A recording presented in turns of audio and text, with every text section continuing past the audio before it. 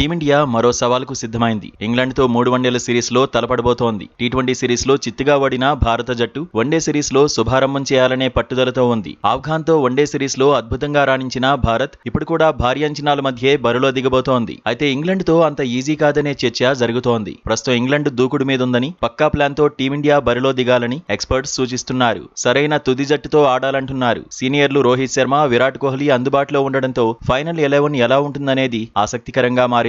కోహ్లీ లేకపోవడంతో ఆఫ్ఘాన్తో సిరీస్లో యశస్వి జైస్వాల్ కు అవకాశం దక్కింది. సెంచరీతో జైస్వాల్ రాణించిన ఇంగ్లాండ్తో వన్డే సిరీస్ కు ఎంపిక కాలేదు. ఇంగ్లాండ్తో తొలి వన్డేలో రెగ్యులర్ ఓపెనర్లే బరిలో దిగబోతున్నారు. సీనియర్ ప్లేయర్ రోహిత్ తో కలిసి team India captain Shubman Gill innings ను ఆరంభించబోతున్నాడు. వన్ డౌన్ లో విరాట్ కోహ్లీ బరిలో దిగుతాడు అనడంలో డౌట్ లేదు. ఐపీఎల్ ఫైనల్ తర్వాత విరాట్ ఇప్పుడే అంతర్జాతీయ క్రికెట్ ఆడబోతున్నాడు. 4వ స్థానంలో వైస్ కెప్టెన్ శ్రేయస్ అయ్యర్ బరిలో దిగుతాడు. 5వ స్థానంలో కేఎల్ రాహుల్ బ్యాటింగ్ చేస్తాడు. ఆ తర్వాత ఆల్రౌండర్ అక్షర్ పటేల్ బరిలో దిగబోతున్నాడు. ఇంగ్లాండ్తో టీ20 సిరీస్లో అక్షర్ విఫలమయ్యాడు. అయితే వన్డే సిరీస్లో ఎలా రాణిస్తాడు అనేది ఇప్పుడు ఆసక్తికరంగా మారింది. స్పెషలిస్ట్ స్పిన్నర్ గా కుల్దీప్ యాదవే బరిలో దిగుతాడని ఎక్స్పర్ట్స్ అంచనా వేస్తున్నారు. ఐపీఎల్ తర్వాత జస్ప్రీత్ బుమ్రా మళ్లీ బరిలో దిగబోతున్నాడు. వన్డే సిరీస్లో కీలకం కాబోతున్నాడు. ప్రసిద్ధ్ కృష్ణ, గుర్నూర్ బ్రార్, హర్షదీప్ సింగ్ పైన భారీ అంచనాలు ఉండబోతున్నాయి. అయితే స్టార్ ఆల్రౌండర్ హార్దిక్ పాండ్యా లేని లోటు కనిపిస్తోందని ఎక్స్పర్ట్స్ చెబుతున్నారు. పాండ్యా ఉంటే జట్టు బ్యాలెన్స్డ్ గా కనిపించేదంటున్నారు. నితీష్ కుమార్ రెడ్డి గాయపడ్డము